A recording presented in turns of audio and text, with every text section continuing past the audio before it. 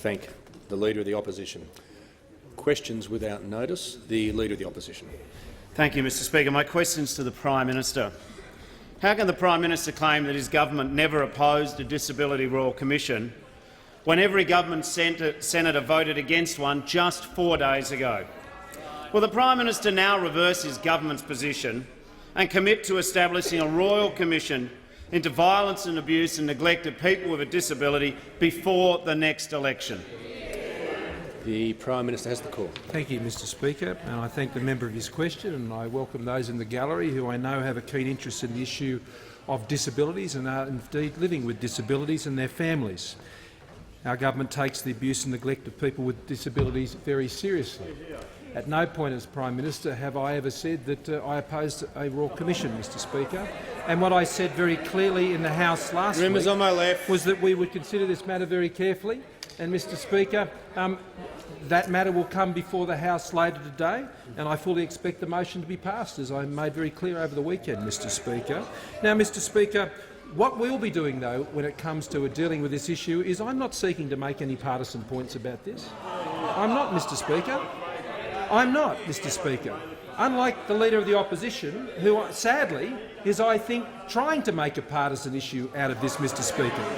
The last time the Leader of the Opposition raised a question regarding his proposal for a Royal Commission into these matters was in May 2017 until last Thursday, Mr Speaker. So all of a sudden, Mr Speaker, the Leader of the Opposition recalls a proposal for which he's had no terms of reference or no specific details as to how it would be conducted. Now, Mr Speaker, as I remark in response to the message from the Senate later today, the government will take this matter on.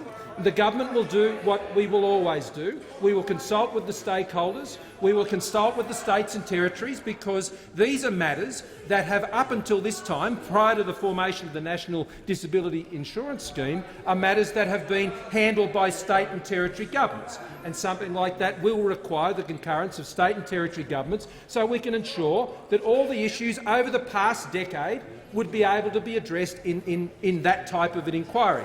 Now, the government will have numerous ways that we can pursue this, and we will do the work to ensure that when we take this issue forward, it will be done in a well-thought-through manner, and it will be done without any partisan rancour. And I would invite the Leader of the Opposition to stop seeking to try and make this a partisan issue and ensure that we have bipartisanship on the issue of people with disabilities.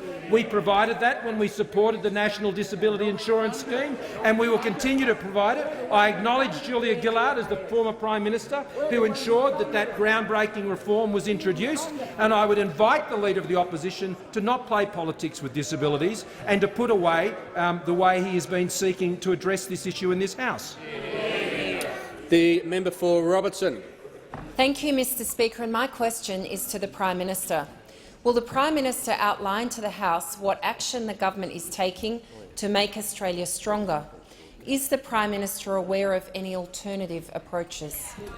The Prime Minister has the call. I thank the member for Robertson for her question, because she knows whether it's in the Central Coast of New South Wales or all across Australia, our government is working to make Australia stronger, and we have been making Australia stronger, and we have the plans in place, Mr Speaker, which I've spoken of in recent weeks, to actually ensure that we continue to make Australia stronger. It is true that 1.2 million jobs have been created under the policy settings of our government. It is true that unemployment has fallen to 5%, Mr Speaker, under the policy settings of our government. It is true that we've been able to maintain Australia's AAA credit rating under extreme pressure with the economic circumstances around the globe, Mr Speaker. It is true that we will hand down the first surplus budget that a government in this country has done in 12 years, Mr Speaker, on the 2nd of April. It is also true that we have legislated to lower taxes for 10 million Australians and 3.3 million small and family businesses, Mr Speaker, $144 billion worth of personal tax relief, which the Labor Party, if elected, will halve. They will halve the income tax relief that we are offering to Australians and indeed have legislated to do. The services have been guaranteed. Record health funding, record hospital funding, record levels of bulk billing, Mr Speaker, record levels of putting pharmaceuticals on the PBS, Mr Speaker, all supported by a strong economy. But when it comes to national security, Mr Speaker, we have also been on the job. 4,150 visas of serious criminals cancelled by this government, and we sent them packing, Mr Speaker. Under the previous government, they did less in 6 years than we did in just last year, Mr Speaker, when it comes to dealing with serious criminals, and the previous government under the Labor Party and their successive failures of immigration ministers allowed bikies to remain in the country, Mr Speaker, unchallenged, and other serious criminals who they refused to act upon. 14 terrorist attacks have been thwarted by the excellent work of our security agencies that we have restored their funding to, Mr Speaker, and defence spending has been a priority, taking us back to 2% of the size of the economy ahead of our promise. Now, we've also kept our borders secure, Mr Speaker. That's what we've done. When we came to government, we had the plan to stop the boats, and we have indeed stopped them. We have closed 19 detention centres when the Labor Party opened 17 detention centres, and we have maintained the integrity of our border protection regime. But, Mr Speaker, there is one enemy of that border protection regime in this parliament, and it's the Labor Party, Mr Speaker. They are the ones who came into this parliament last week and deliberately and willfully sought to thwart our border protection regime. It was a problem, Mr Speaker, that our government fixed. There is no need for a further solution, Mr Speaker, because it's working, and the Labor Party showed their manifest weakness in undermining it last week. Has concluded. The member for Barton. Thank you, Mr Speaker. Mr Speaker, my question is to the Prime Minister. Every government senator voted against a Disability Royal Commission just 4 days ago. Why won't the Prime Minister just tell the truth and admit that he opposed this Royal Commission but has been forced to backflip because he lost control of the parliament? Isn't it clear this Prime Minister will say and do anything to desperately cling to power?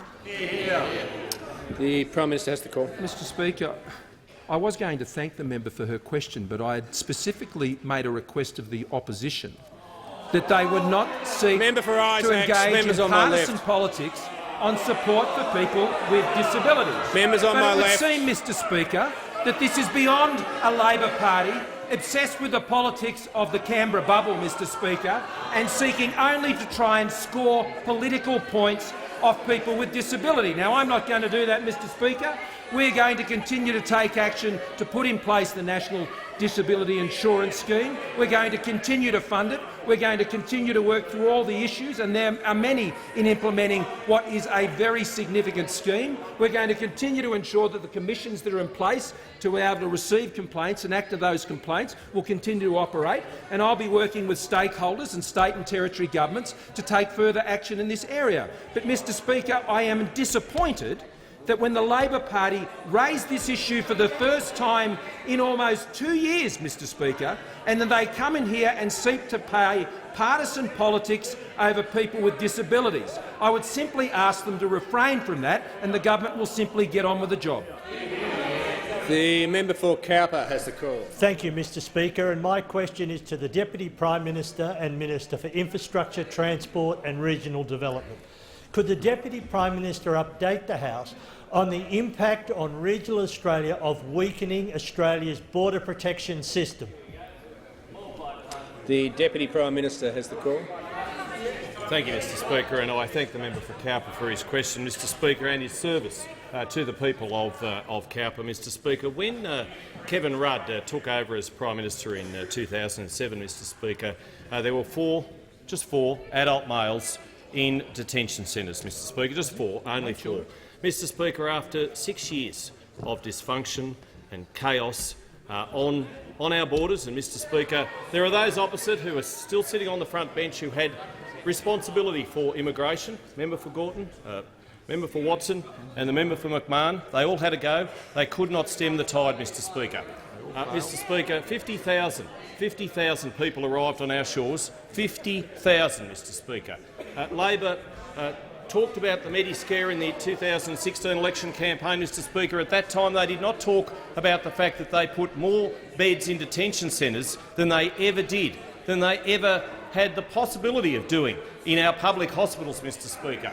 800 boats, Mr Speaker, and sadly, Mr Speaker, as we heard from Senator Linda Reynolds in a very compelling and heartbreaking speech in the other place last week, she spoke of the Australian Defence Force personnel, Mr Speaker, those wonderful and brave people, having to reach in and out of the sea and collect dead bodies, women, children, dead bodies from just some of the 1,200 people who drowned at sea, Mr Speaker, and that's the number we know of, Mr Speaker. Goodness knows how many died at sea trying to get here that we don't know of, who we don't know of, Mr Speaker. The Liberals and Nationals, Mr Speaker, have closed 19 detention centres since coming to government. Mr Speaker, this has led to savings of more than $500 million, Mr Speaker. Labor opened 17 detention centres to deal with its policy failures, and they were policy failures. And if given the opportunity to govern again, Mr Speaker, led by the member for Maribyrnong, Mr Speaker, it will happen again. It will happen again, Mr Speaker. $16 billion was wasted under those opposite with their weakened border policies, Mr Speaker. What could that money have been invested in, Mr Speaker? Well, it could have been invested in the Pacific Highway, in the member for Cowper's electorate, Mr Speaker. It could be invested in the Princess Highway, the Bruce Highway. But, Mr Speaker, it could also be invested in building a better regional Australia, building a better regional North Coast, Mr Speaker, in such things as we are investing in the Building Better Regions Fund, the Stronger Communities Fund, all of those great funds, Mr Speaker, which help such things as the Kempsey Swimming Club, the Maxfield Junior Cricket Club and all the other things that we've funded, Mr Speaker. Those people of Cowper know that the only person that they can trust is Pat Conaghan to keep delivering the investment and the certainty that Cowper needs, wants, deserves and expects. Pat Conaghan is the only one that the people of Cowper can trust. Time has concluded. The member for Lindsay has the call. My question is to the Prime Minister. Children with a disability are waiting months to receive an NDIS plan and the support that they need, with the government's own figures showing an average wait time of 15 weeks. Adults are also waiting on specialist accommodation to be included in their plans so they can live independently. When will the government join with Labor to get rid of the NDIS staffing cap so people with a disability can get the support they need in a reasonable timeframe? The Prime Minister has the call. Mr Speaker, I thank the member for her question and her keen interest in these issues, and I'll ask the Minister for Social Services to respond. The Minister for Social Services. Well, I do thank the Prime Minister for the opportunity to respond to this question from the member for Lindsay, because, of course, the National Disability Insurance Scheme is the most significant change in social policy that we have seen for decades, and the rollout has now reached the point where more than 250,000 Australians are now receiving support under the National Disability Insurance Scheme, including, very importantly, 78,000 Australians receiving support for the first time. Now, of course, inevitably with a scheme of this scale, there will be instances where the level of service is not what it should be, and we continue to work towards improving that. But at the same time, what we are seeing is systematic reform across the scope of the work of the National Disability Insurance Agency, improvements to the participant pathways, for example. So from the 1st of October last year, a new general participant pathway rolled out with a face-to-face meeting for every participant coming into the scheme. Of course, specialist participant pathways such as the psychosocial disability participant pathway or the early childhood early intervention pathway. And the member asks about specialist disability accommodation. And of course, this is a very important priority, particularly for those who have particularly high needs, who need specially designed accommodation, which might, for example, need ceiling hoists, widened doors, specially designed bathrooms and many other facilities. And that's why, just over a week ago, we announced a range of significant changes to the guidelines for specialist disability accommodation, which have already produced responses from specialist providers, people like summer housing, for example, and young care, indicating that they see these changes as very positive, as likely to increase the flow of specialist disability accommodation coming forward, new accommodation designed to meet the needs of Australians with disability, and giving them the opportunity to live in accommodation which meets their needs, frees them from living in institutional settings and allows them to achieve the control and the dignity and the autonomy which is a critical objective of the National Disability Insurance Scheme. The member for Wentworth. The mortgage broking model originated as a disruptor to the market power of the major banks that were gouging clients. With the government's proposed changes to the mortgage broking industry resulting from the Hayne Royal Commission into banking, how can the government ensure that the oligopoly of the big banks does not benefit financially, whilst average families and small business once again are forced to pay the price of limited competition? The Treasurer has the call. I thank the member for Wentworth. She said she was a Liberal. Now she's talking like a Liberal, Mr. Speaker, because the reality is that only this side of the House supports mortgage brokers. And those opposite— Members on both sides. Those opposite don't, Mr. Speaker. Those opposite, Mr. Speaker, don't.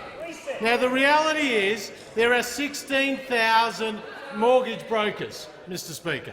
Now, they employ around 27,000 people. And the coalition is standing with mortgage brokers against those opposite who want to disrupt their business model. Now, Mr. Speaker, the reality is if the mortgage brokers lose their business, the only beneficiaries will be the big banks.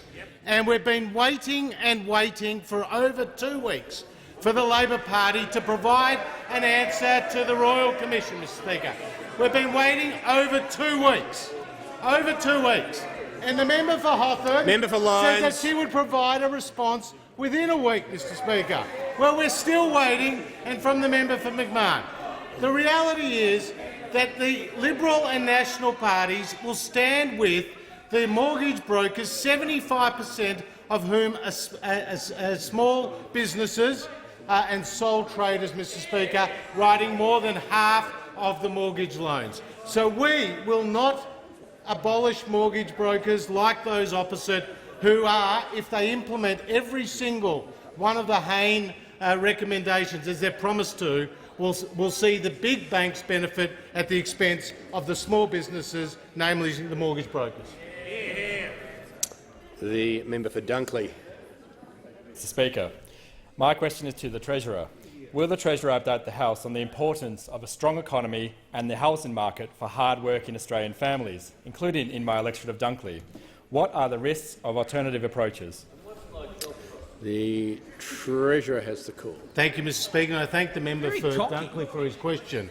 And he knows on this side of the House that we have overseen and delivered a strong Australian economy, an economy where we've created more than 1.2 million new jobs. Their female workforce participation is near record highs. Over the last financial year, more young people got a job than any time on record. That our unemployment rate has come down to 5%, the lowest level in 7 years. That we've maintained a AAA credit rating from the 3 leading agencies. And this is enabling us to deliver the essential services that people need and deserve without increasing taxes, Mr. Speaker. But those opposite have a plan for $200 billion of new taxes, including a big new housing tax, Mr. Speaker.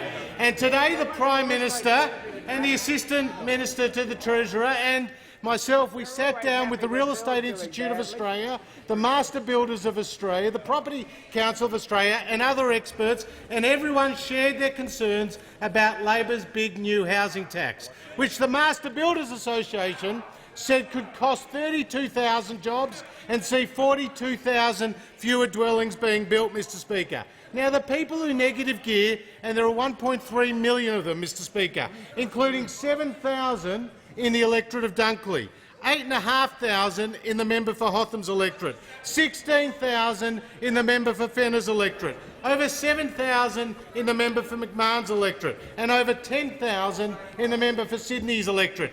Those people will see their homes and their investments worth less under the Labor Party's policy. Because under Labor's policy, everybody who owns a home will see it worth less, and under Labor's policy, everyone who rents a house will end up paying more, Mr Speaker. In fact, there are over 2 million renters in Australia who are aged between 20 and 34, and the Labor Party's policy will see their rents going up.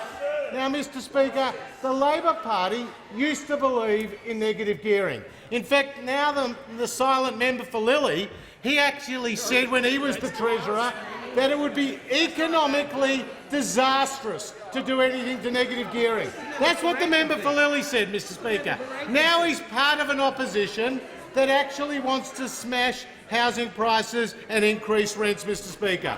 And the member for McMahon likes to look up to the former Treasurer, Paul Keating, Mr Speaker.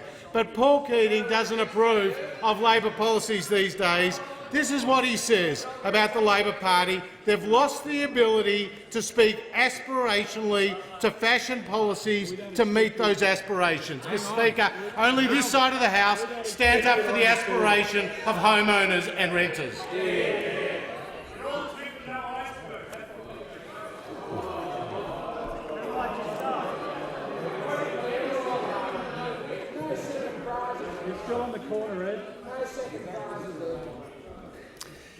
Member for Chifley's warned. The Deputy Leader of the Opposition. Thank you, Mr Speaker. My question is to the Prime Minister.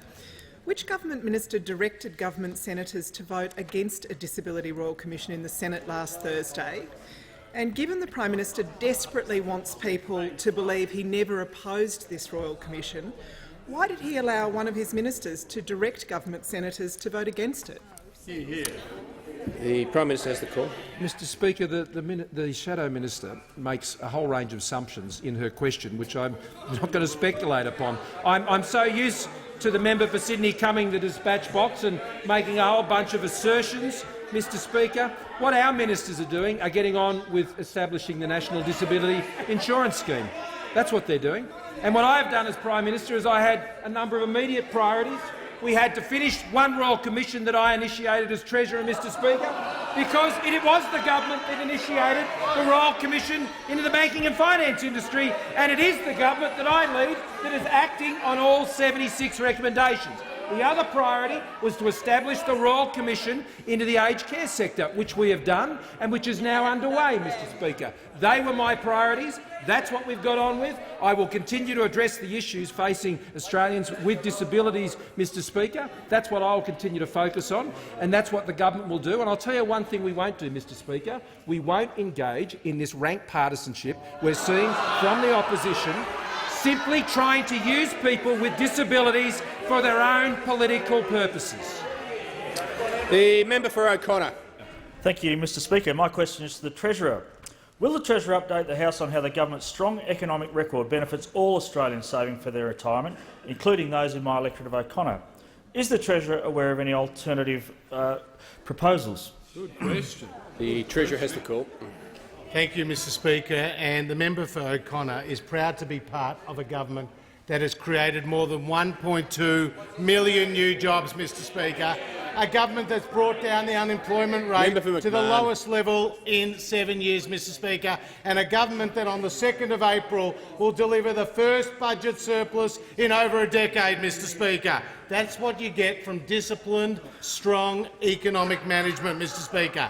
And we can deliver the essential services, record funding on hospitals, record funding on schools, record funding on infrastructure and defence spending, Mr Speaker. We can deliver that spending without increasing taxes like those opposite are promising to do.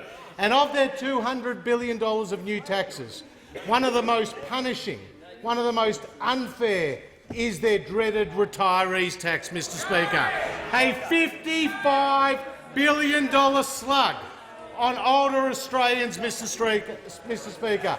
Australians who have done nothing wrong except plan and prepare for their own retirement. Over 1 million Australians, Mr Speaker, individuals who will be on average $2,200 a year worse off under Labor, and of the 200,000 self-managed super funds, Mr Speaker, they will be on average $12,000 a year worse off under the Labor Party, Mr Speaker. Now, don't believe the Labor Party when they say this doesn't affect pensioners, because Labor's retiree tax will hit pensioners, Mr Speaker. If you were a pensioner before the 28th of March last year and you establish a self-managed super fund after that date, the Labor Party hits you with a higher tax, Mr Speaker. If you were in a self-managed super fund before the 28th of March last year and you become a pensioner after that date, Mr Speaker, the Labor Party could slug you with their retirees tax as well, Mr Speaker. And the Labor Party's policy disproportionately affects women.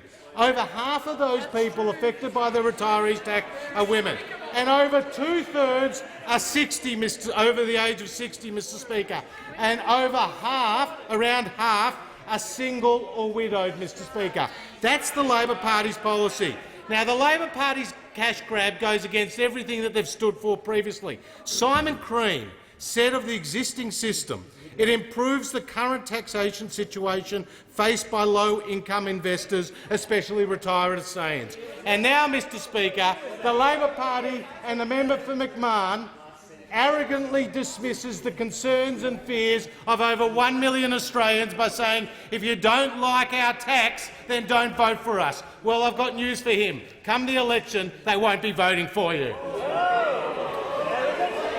Members on my left, member for Grayndler, the Leader of the Opposition has the call. Thanks, Mr Speaker. My question's to the Prime Minister. Will the Prime Minister please confirm that every government senator, including his ministers in the Senate, voted against a Disability Royal Commission last Thursday? And please advise which minister made the recommendation for the government senators to vote against a Disability Royal Commission last Thursday in the Senate. The Prime Minister has the call. I thank the member for his question on the Royal Commission. Mr Speaker, last time, like in May 2017, the last time the Leader of the Opposition was raising these issues with the government, he raised it with the former Prime Minister, and he, on that occasion, undertook to take that matter to COAG. And I note that when he took it to COAG, the outcome of that COAG process was that both through the Council of Australian Governments and the COAG Disability Reform Council at that time, states and territories did not indicate any support for such a Royal Commission. That was the last time, Mr Speaker, the Leader of the Opposition raised the matter with the government in this House. The government took that matter to COAG and to the states and territories, and at that time they did not support that. Now, Mr Speaker, I note that in recent days the Victorian Premier has indicated that he would be supportive of it, Mr Speaker, but I note that in Queensland, the Queensland Disability Services Minister simply said, well, that's a decision for them. Now, Mr Speaker, I do thank Senator Steele-John because he has written to me. He believes there should be a Royal Commission in this area, and he has actually written to me and he has outlined the terms of reference, Mr Speaker, something that has evaded the Leader of the Opposition for now more than 2 years. The Prime Minister will resume his seat. The Leader of the Opposition on a point of order. My question was of direct relevance, Mr Speaker. It was very specific. We just asked the Prime Minister to confirm if his government members in the Senate voted against the Royal Commission last Thursday, and it was a simple inquiry. Which minister came up with that idea to vote against it? I'll call the Prime Minister. Just as I do, the Prime Minister has given some context to the answer, but I do point out that the question was very tightly confined to two issues. Well, I was asked about the Royal Commission, Mr Speaker. No, that's what I was asked about the government's position on the Royal Commission. That's what I was asked about, and I'm explaining to the House the action the government has taken on this matter. I'm going to point out I thank Senator Steele-John. Prime Minister, if you could just pause for a second.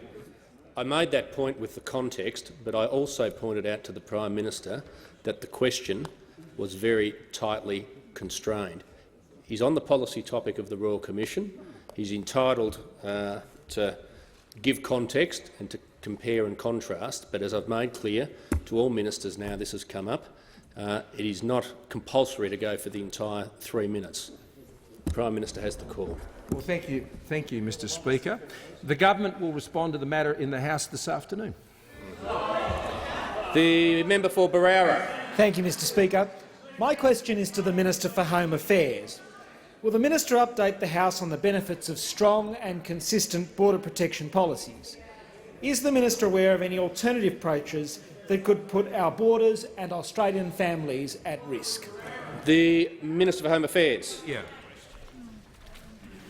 Thank you very much, Mr. Speaker. I thank the honourable member for his question. It's obviously a very serious issue given the law that Labor passed, which does weaken our borders in this country. There's a lot that our sailors, our border protection staff have been doing for a long period of time to clean up Labor's mess from when they were last in government, Mr. Speaker.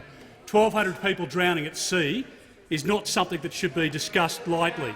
The reality is, Mr. Speaker, as was pointed out by the Deputy Prime Minister earlier, 4 people were in detention when Mr Howard left office in 2007, and because of policy changes, those 1,200 people drowned at sea, women and children included. We had 8,000 children going into detention, and yet, Mr. Speaker, the Labor Party is going to the Australian people now saying that they will promise to repeat it all again. That's the reality, Mr. Speaker, of what Labor promised last week. But worse than that, they go further. They go further because they have weakened the provisions within the Migration Act that normally would provide the Minister for Immigration with the ability to deny entry into our country of people of bad character. Now, under the Migration Act, section 501 has 12 subsections. The Labor Party has discounted 11 of those and included only one, which means, Mr. Speaker, that we could stop somebody hopping on a plane in Singapore today that had been accused of molesting a child. We could offload that person from the plane and deny them access to our borders. But we can't do that with people coming from Manus and Nauru under Labor law. Mr. Speaker, the reality is, as we've seen, they say it's not true. They say it's not true. It is true. And if you had to listen to the advice, if you had taken the advice from the security agencies, you'd know that it was true. The trouble is you acted against the advice of the security agencies, and you're now paying the price. Now, Mr. Speaker, I can say to the House that under Labor's law, we have no power to prevent the transfer of a man charged with the rape of a minor. We have no power, Mr. Speaker, under Labor's law to prevent the transfer of a man charged with an indecent act in relation to a child under 16 years of age. Under Labor's law, we have no power to prevent those people and others coming to our country. Now, Mr. Speaker, if they don't understand the laws that they've introduced, then no wonder the mistakes of the past will be recommitted. Because it's obvious, Mr. Speaker, that this man who wants to be Prime Minister is weaker than Gillard and Rudd put together. He couldn't stare down the left of his party, which is exactly a repeat of what happened with Julia Gillard and Kevin Rudd. Mr. Speaker, if Mr. Shorten, if the Leader of the Opposition was ever to have control of this public policy again, it would be a humanitarian disaster yet again. The minister's time has concluded. The member for Barton. 64,000 by plane. Member for Barton has a call. Thank you, Mr. Speaker. My question is to the Prime Minister. Can the Prime Minister confirm his government on Tuesday knew there would be a vote on a disability royal commission? On Wednesday had the exact words to the motion. On Thursday directed senators to vote against it and then held the longest question time in history to avoid a vote. Why was the Prime Minister so desperate to block the Disability Royal Commission if he never really opposed one? The Prime Minister has the call. Thank you, Mr. Speaker. That was a fairly wide-ranging question. But let me deal specifically with the matters on Thursday, because I thought you set that out very clearly on Thursday as Speaker of this House. I was absolutely aware on Thursday during question time, Mr. Speaker, that that matter was not coming back to the House on Thursday. It was not coming back to the House on Thursday. There was no opportunity, Mr. Speaker, for that matter to be considered on Thursday, and so the suggestion by the Labor Party, once again seeking to play partisan politics with people with disabilities, is to assert something that is simply not true, Mr. Speaker. Had that matter been coming back to this House on Thursday, it would have passed through this House, as indeed it will pass this afternoon, Mr Speaker. But while we're on the topic about what people do in the Senate, what I know is what the Labor Party senators did in the Senate last December when they voted for the original Labor bill on border protection, the original one, Mr Speaker, without getting any advice from security agencies. They may have ignored it when it came to this chamber, Mr Speaker, but the reckless disregard for the nation's security and border protection when this Leader of the Opposition was happy to trash our borders in the Senate, and they would have voted for the bill in its original form in this House in December. You cannot trust Labor on our borders. The member for Canning. Thank you very much, Mr Speaker. My question is to the Attorney-General. Will the Attorney-General update the House on how weaker border security will impact our justice system? The Attorney-General has the call. Thank you, Mr Speaker, and I thank the member for his question, because he knows, as anyone who reads the legislation knows, that the Labor legislation radically reduces the minister's power to exclude people from Australia on character grounds. That is unequivocally true. And listen to what a senior Labor frontbencher is quoted as having said. "The children in our party who believe in fairy tales have to be stopped. National security is just too important to be allowed to be run by children. We have to ensure the minister retains the unequivocal discretion to override the doctors." That unequivocal discretion is now gone. Terminated, ended, removed from Australian law. We only needed to have seen the opposition leader's performance in a doorstop today, where he looked into the camera and said that there was no change, nothing to see here, only a codification of the law, and then in the very next sentence he celebrated the major change by saying that instead of listening to the minister and the minister being in charge, quote, "we will have to listen to the doctors." Now, the fact is that having the doctors ultimately in charge rather than the minister is a very significant change. That is not a codification of the existing law. That is a very, very significant change. And if there's no change, why was it that last week these members opposite were clapping themselves, waving to the cheers in the gallery? Were we celebrating no change? Were we celebrating a mere codification of the law? What were we celebrating? Whether or not you think that the significant change is a reason for celebration is an interesting question, but clearly there was a significant change. And the change is this. Now 2 doctors control the process. They don't need to be on location. They don't need to see the patient. They merely need to agree that the patient come to Australia for further analysis. They conduct a narrow clinical inquiry. They do not consider security matters. The facts are this. In practice, what that means is that if someone were trying to enter Australia on a working holiday visa and we had credible intelligence-based information, for instance, that they'd been going on social media and liking numerous photos and videos that depicted violence, shootings, bombings, dead bodies, the minister would have the unequivocal discretion to refuse that person entry to Australia if they were on a visa looking to work here on a holiday. If in precisely those same circumstances someone on a Labor medical transfer had the same information drawn to the attention of the minister now no longer has the discretion to exclude that person from Australia. And that is a major change. And if you want to know how badly drafted these laws were, notwithstanding that there are lawyers on the other side of parliament, if you want to understand how badly drafted they are, Member for Braddon. a 16-year-old applicant for an orphan relative visa who wants to come to live with relatives in Australia has a higher character.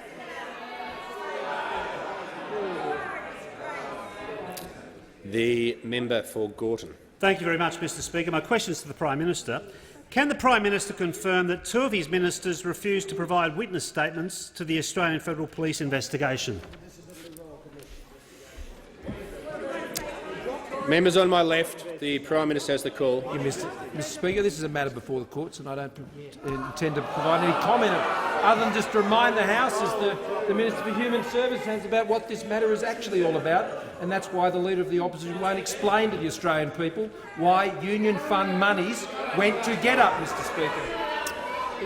The member for Boothby. Thank you, Mr Speaker. Mr Speaker, my question is to the Minister for Immigration, Citizenship and Multicultural Affairs. Will the minister update the House on how the government's strong border security— The member for Boothby will resume her seat. The member for Shortland will leave under 94A, and the member for Boothby will begin her question again. Thank you, Mr Speaker. Mr Speaker, my question is to the Minister for Immigration, Citizenship and Multicultural Affairs. Will the minister update the House on how the government's strong border security and border protection policies have been so successful? Is the minister aware of any alternative approaches that would jeopardise these successful border security and border protection policies? The Minister for Immigration. Well, thank you, Mr Speaker. Now, we know that the Labor Party's handling of this issue, with 50,000 people arriving, with 8,000 children forcibly placed in detention and with 1,200 people drowning at sea, was the greatest post-war failure in Australian public policy history. This was an appalling— well, tell me what was worse than 1,200 people drowning at sea. Members on my left. Tell me what was worse than that. Tell me what was worse than putting 8,000 kids in detention, because that's what you did. Members on both sides. This was an absolute disgrace and a failure and a humanitarian catastrophe. That's what happened, Mr Speaker. We know that we fixed it. We know that we got the borders under control. We know that we increased our humanitarian program by some 35%, Mr Speaker, because we're able to manage it effectively. And now they come along and say they want to undo it all. They want to end offshore processing. And extraordinarily, not only do they want to end offshore processing, Mr Speaker, but through their notorious Amendment 14, Mr Speaker, and it's very important, they want to apply a lower standard for entry to Australia for people coming from Manus and Nauru than any other person who comes to Australia on a visa. Now, one of the principles of multicultural Australia, Mr Speaker, one of the principles of our country is that everyone plays by the same rules. Regardless of your background, regardless of where you come from, we play by the same rules. And that is why our multicultural society is so successful, Mr Speaker. So why should it be the case that people who come to Australia on a permanent visa from India have to pass the character test, but people who come from Manus and Nauru don't? Member for Isaacs. Why should it be the case that people who come from China have to pass the character test, but people who come from Manus and Nauru don't? Because that's what your law does. Why should it be the case that people who come from the United Kingdom have to pass the character test, but people who come from Manus and Nauru don't? And it's open to the opposition to address it. It's a very simple question. Why? You chose to impose a standard. You explicitly chose to impose a standard which is much lower than applies to anyone from any other country in the world. Why is that fair? Why did you do it? And please explain to everyone in Australia why a lower standard is appropriate. Why is that fair?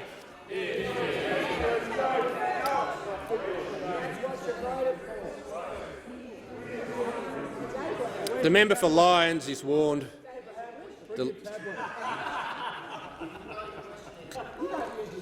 The member for Fenner has the call.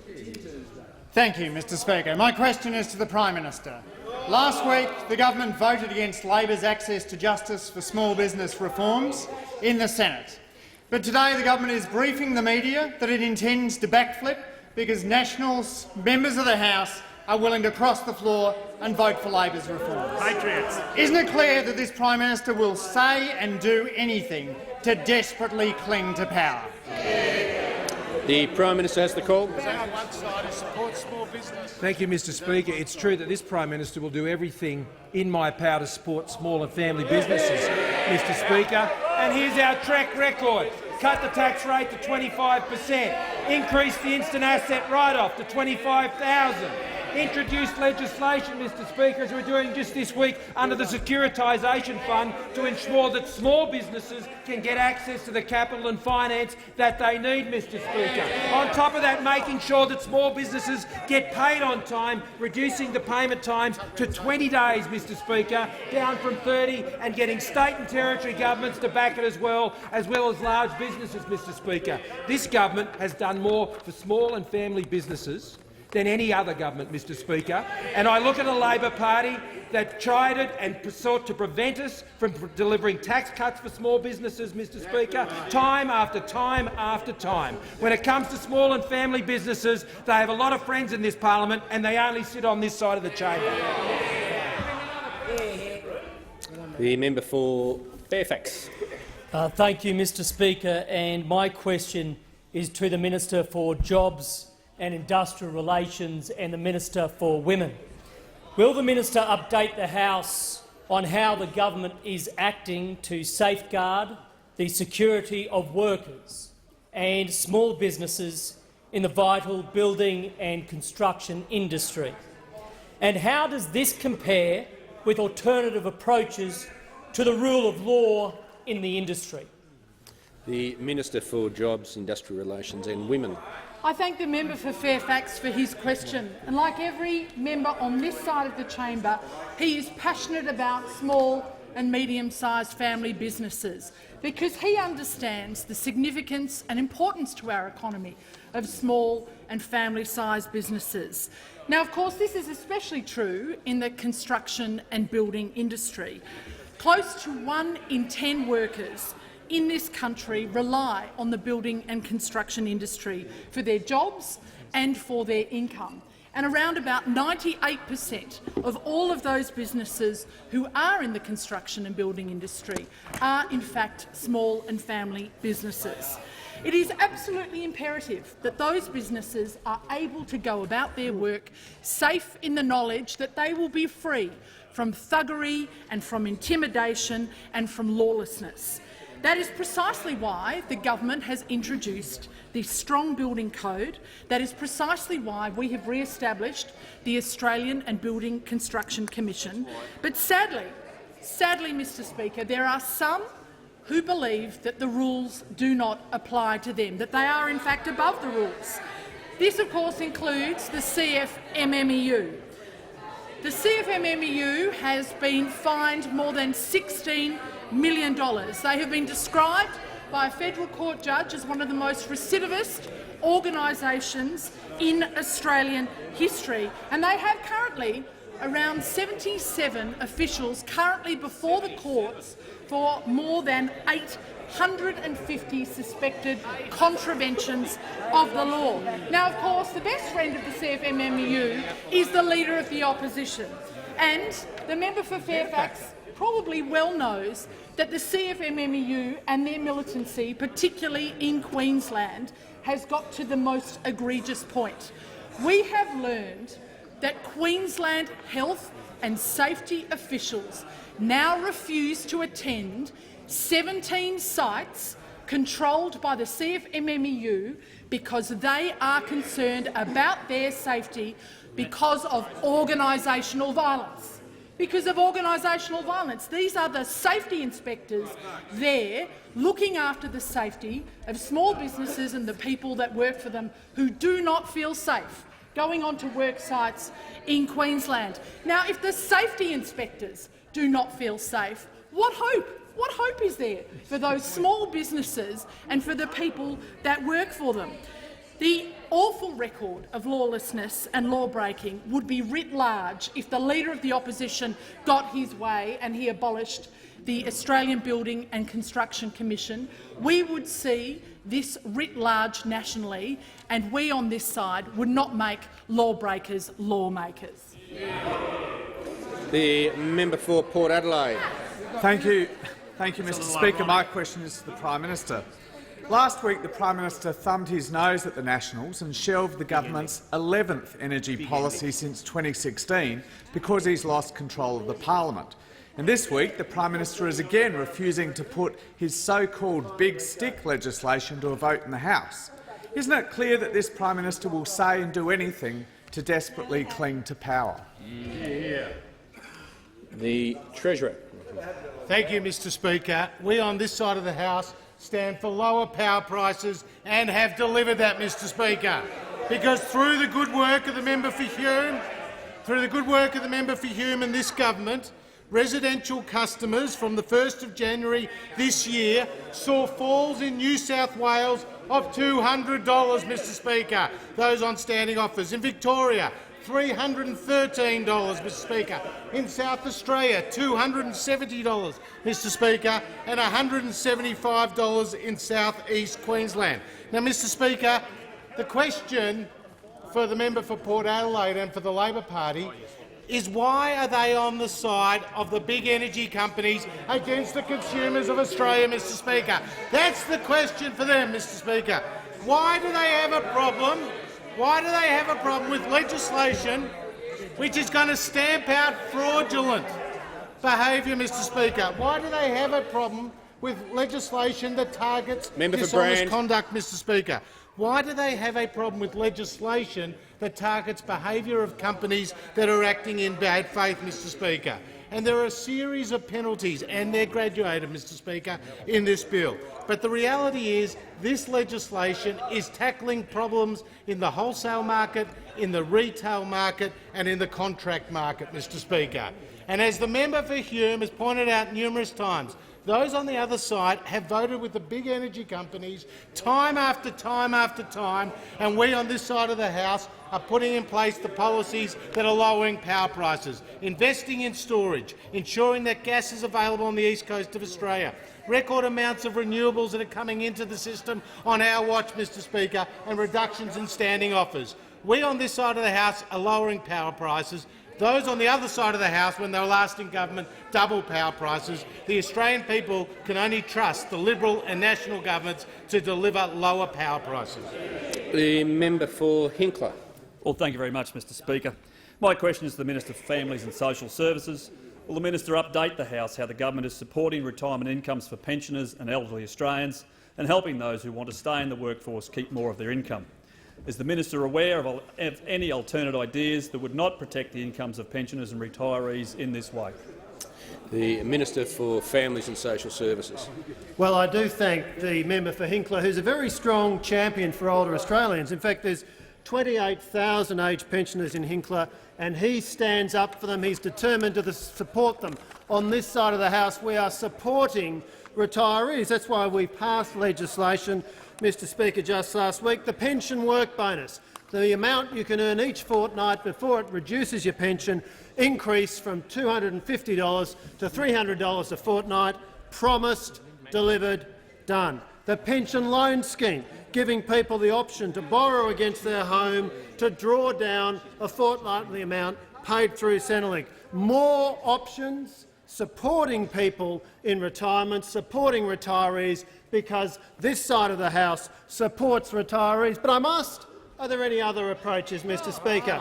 And it turns out there is a very strong contrast, because the other side of the House, for some reason, is determined to drag down retirees rather than supporting retirees, as we are doing on this side of the House. Member for Hotham. If you have worked hard, Mr Speaker, to accumulate a little bit of wealth to support yourself in retirement, Labor wants to hit you hard. In fact, 900,000 Australians will be affected by Labor's retiree tax. They'll lose $2,200 a year on average. But that's not the only way, Mr Speaker, that Labor will hit hard those who are working to provide for themselves in retirement, because Labor is also attacking negative gearing, and that is a particular attack on middle-income Australians who use negative gearing to help them buy an investment property to prepare for their retirement years so they can provide for themselves in retirement. Indeed, Mr Speaker, more than 40% of people who claim deductions for rental properties are aged 45 to 59, and they are squarely in Labor's sights. So there's a very clear contrast at the next election, Mr Speaker. We've got one side of the parliament, mysteriously, that does not want to encourage middle-income Australians to work hard, to accumulate some assets to help provide for themselves in retirement. If you own shares, Labor's franking credit changes are coming after you. If you own property, Labor's negative gearing changes are coming after you. If you've worked hard to build assets and provide for yourself in retirement, Labor wants to hit you, Mr Speaker. On this side, we know that if you do that, you're reducing the burden on the taxpayer of the age pension, and we want to thank you. The Leader of the Opposition. Thank you, Mr Speaker. My question is to the Prime Minister.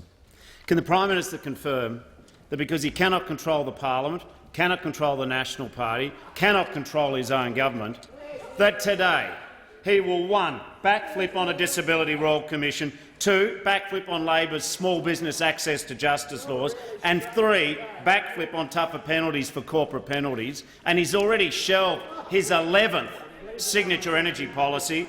Isn't it clear this Prime Minister will say and do anything to cling to power? The Prime Minister has the call. What I can confirm is the Leader of the Labor Party can't get his head out of the Canberra bubble. The member for Brisbane has the call. Well, thank you, Mr Speaker. My question is to the Minister for Senior Australians and Aged Care. No, I've called the member for Brisbane, OK? The member for Brisbane's been called, OK? Thank you, Mr Speaker. My question is to the Minister for Senior Australians and Aged Care.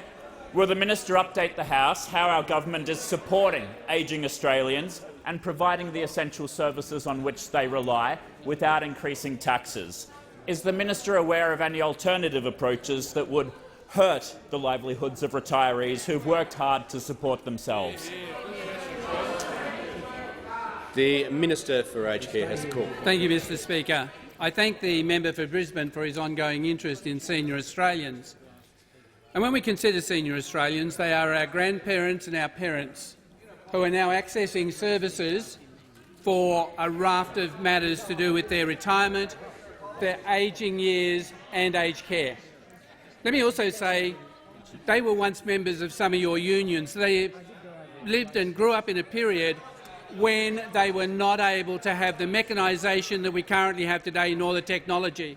So there are a range of things that we are putting in place: better aged care, better access to services, better ageing, better quality. Let me say this for those who are interjecting. Elder abuse within aged care is being addressed through the Royal Commission. We are dealing with it on a raft of matters, and the initiatives we put into place are forward estimated over the $5 billion that go to a range of programs. Recently in my EFO, we provide an additional $552 million to make aged care enjoyable and better. And recently we announced $662 to provide the level of support and attention that is needed. A million. The member for McMahon, it's a pity that when your government was in power, it didn't address all the recommendations of the Productivity Commission, because had you done it, we would not be facing some of the challenges we've had to fix. Now, you collectively want to punish senior Australians who have worked hard for their incomes, who have saved for their retirement, who have saved for the living expectation of standards that they want to enjoy with their families and their children. And yet you want to tax them. You want to tax 900,000 Australians who have enjoyed a pathway to life. Leader of the Opposition, it would be great if you had the same respect for senior Australians, because they have built this nation, and the work that they are doing and the support that we provide on a range of issues are significant. The list of medications that my colleague, the Minister for Health, has listed for senior Australians, the workforce opportunities that we are creating. Our economy is developing at a rate that is extremely strong and allows us to provide the range of services that we need to provide for senior Australians. The Royal Commission was called because of the structural changes and reforms that are needed.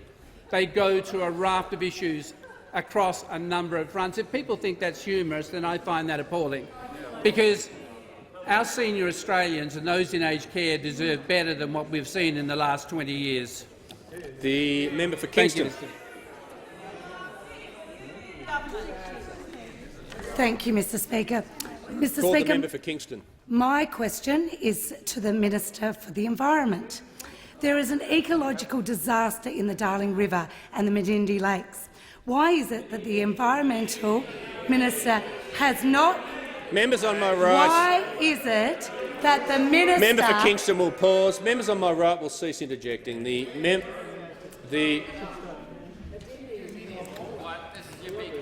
member for Kingston will begin her question again. Thank you. My question is to the Environment Minister. There is an ecological disaster in the Darling River and Menindee Lakes. Why is it that the Environment Minister has not visited and is completely missing in action? The Minister for the Environment.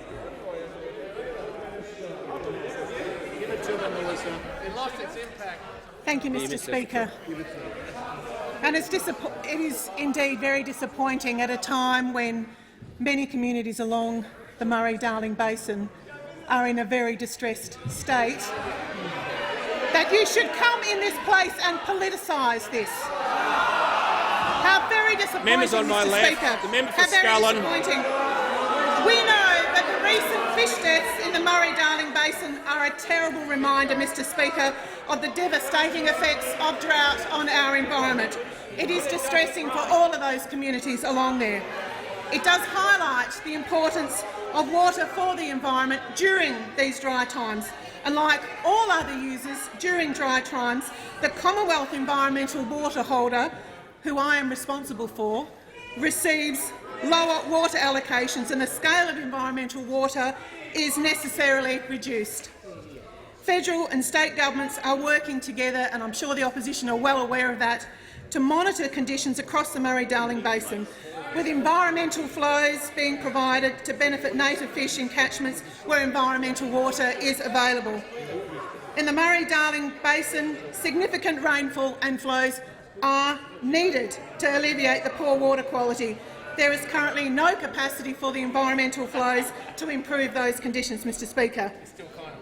The Commonwealth Environmental Water Holder, who I am responsible for, is monitoring the situation closely, and clearly I have been in very, very close contact with her. People will know that back in 2018 the Commonwealth Environmental Water Holder worked closely with the New South Wales Government, and we know that a critical refuge watering action is currently underway in the lower Murrumbidgee River to protect habitats, mitigate against poor water quality and reduce the risk of further fish kills. We on this side are not politicising this issue, and I'm surprised that the Minister, the opposition representative in his past life, has been criticised. I'm very surprised that you would allow this matter to be raised here today. We are a team on this side. We have the Water Minister. He is Members on my responsible left. for water, and I'm sure the opposition Minister for Water Members on my understands. left. Members on my left. There'll be more interjections under 94A if members on my left don't cease interjecting. The member for Kennedy has the Prime call. Minister, won't your micro-irrigation schemes templating at Hewenden mitigate giant floods now killing 2 million kangaroos, miring bird life in mud, pushing dunnarts towards extinction and eroding away billions of tonnes of the world's richest topsoils? With 1/10 of the cattle industry, its job people and follow-on unable to survive any increased debt, must not government buy the bank mortgages, surely now worth 25% less, with debt 25% less and interest reduced from 7% to government rates of 2.5%? Surely this restores the area's tax revenues of $300 million by most essentially facilitating restocking. The Prime Minister. Thank you, Mr. Speaker, and I thank the member for Kennedy for his question. And the short answer to the first part of the question is yes, the project that we have initiated at Hewenden will indeed have those impacts, and that's why we're pleased to be proceeding with that project in Hewenden. Now, I also want to thank the member for Kennedy for joining me last week on Friday in Julia Creek and on the previous day with Robbie up in Cloncurry. I want to thank the mayors of the various shires across northwestern Queensland, Greg Campbell, Belinda Murphy, John Wharton, Jane McNamara and Gavin Basket, Mr Speaker, and all of the other mayors right across the district for the incredible leadership that they're putting in place to support what is a truly national disaster in what is unfolding in northwestern Queensland. Tonight I am assembling a Cabinet task force to consider a series of recommendations and proposals that we'll be working through over the course of this week, which come off the back of my learnings while I was up there last week, and the Deputy Prime Minister who was there on the weekend, and the Assistant Minister for Home Affairs, Senator Reynolds, who has also been there. You're right that this is going to require a station-by-station solution to rebuild, to reconstruct the Queensland cattle industry in North Queensland. I cannot imagine. I note the interjection from the member for McMahon. If you want to be childish about these things, go right ahead, Mr Speaker. I, Mr Speaker, cannot imagine an Australia that does not have the North Queensland cattle industry doing what they do, Mr Speaker, and we will stand with them through all the types of policies that you have suggested.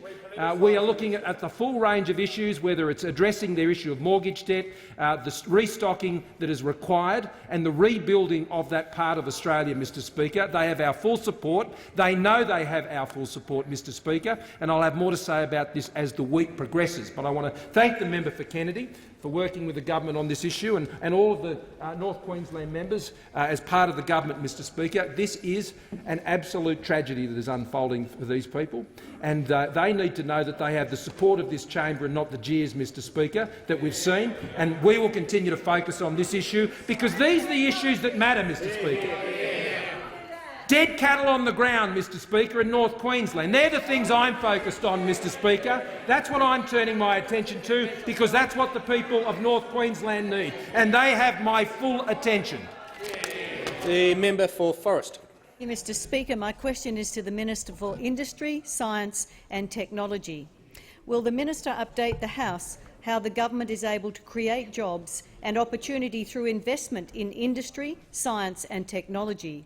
How would this investment be jeopardised by different approaches to budget management, including recklessly unravelling Australia's border protection regime? The Minister for Industry, Science and Technology. Thank you, Mr Speaker, and I thank the member for Forrest for her question.